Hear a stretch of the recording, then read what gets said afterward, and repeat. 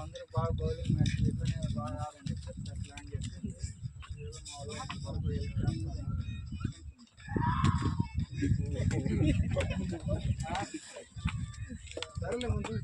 మ్యాచ్లు అన్నాక 1-2 అటు ఇటు అవుతూ ఉంటాయి. అంపైర్ డివిజన్స్ లో కూడా 1-2 అటు ఇటు అవుతూ ఉంటాయి. సో సర్దుకొని పోవాలా.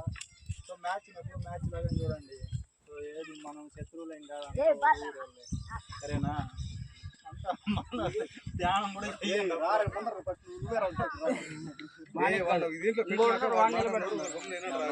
అంతా మన పిల్లలే. అందరూ ఏదో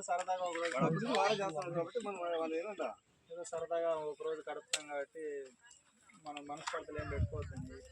అంతా కలిసి ఒకరోజు హ్యాపీగా స్పెండ్ చేయండి, బాగా ఆడండి, బాగా ప్రాక్టీస్ చేయండి. ఇలాంటివి ఎప్పుడైనా ప్లాన్ చేసుకోండి. అప్పుడప్పుడు మీకు ఊళ్ళో అందరూ ఉంటాము, అవైలబుల్లో ఉంటాం అన్నప్పుడు చెప్పి ప్లాన్ చేసుకోండి. ఇలాంటి సో బాగా కాంపిటేటివ్ చెప్తానే గేమ్స్ ఆడండి.